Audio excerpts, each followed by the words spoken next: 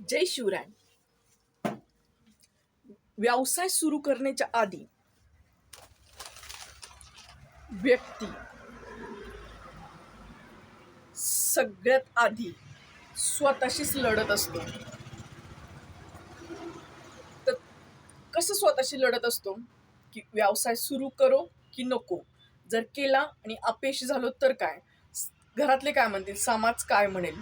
म्हणजे पहिलं जे युद्ध असतं ना, आपण व्यवसाय सुरू करण्याच्या अगोदर ते स्वतःशीच चाललेलं असतं.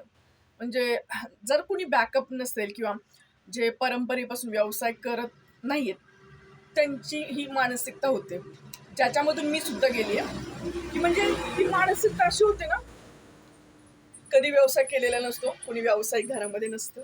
मग मनाशी काय युद्ध चालतं, अरे आपण जर व्यवसायामध्ये उतरलो, सुरू केला तर सुरुवात कशी होणार, फेल झालो तर, लॉसमध्ये गेलो तर, हरल्याच्या नंतर लोक हसतील, समाज काय म्हणेल. म्हणजे हे जे भावनिक वैचारिक वैचारिक जी पातळी असते ना, त्याच्यावर स्वतःच युद्ध चाललेलं असतं वैचारिक पातळीवरती. इतर ज्या गोष्टी इतर ज्या समस्या असतात ना, त्या फार लांबच्या असतात. पण बेसिक पातळी जी सुरुवातीची बौद्धिक वैचारिक जे युद्ध असतं, ते स्वतःशीच चालू असतं. त्याच्यामुळे एवढं ते टफ असतं ना, ते पार करून पुढे गेले ना, त्याच्यानंतर 3 वर्ष जर तुम्ही त्याच्याशी लढलात किंवा त्या भावनिक जे युद्ध असतं आपलं आपलंच आपल्याशी चाललेलं, तर 3 वर्षापर्यंत जे असतं ना, ते पाया मजबूत होतो आणि व्यक्ती सुद्धा मानसिकरित्या स्ट्रॉंग बनते. कोणाला कसं फेस करायचं, बऱ्याच समस्यांना कसं तोंड द्यायचं.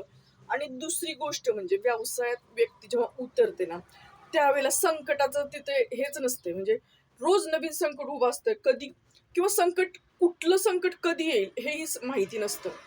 कारण त्या संकटांना तोंड देण्याची सवय लागलेली असते.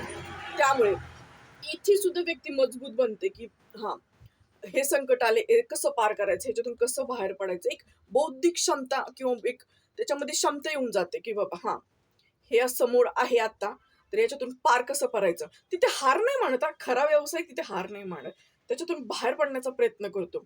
व्यावसायिक म्हणजे जो काय म्हणतो, लगे रहो म्हणतो ना आपण, की हा, सातत्य ठेवून चालत राहणं, संकट आलं तरी चालत राहणं. तोच खरा व्यावसायिक असतो, जे थांबत नाही, संकट आलं किंवा माघार घेत नाही, तीच व्यक्ती पुढे जाते. त्यामुळे व्यवसाय सुरू करण्याच्या आधी जे भावनिक युद्ध असतं ना, ते स्वतःशीच असतं. ते जर एकदा का जिंकलं ना आणि मग ती पायरी क्रॉस केली ना, मग माणसाचं एक मानसिकरित्या स्थिर होतं, माणूस स्टेबल व्हायला सुरुवात होते.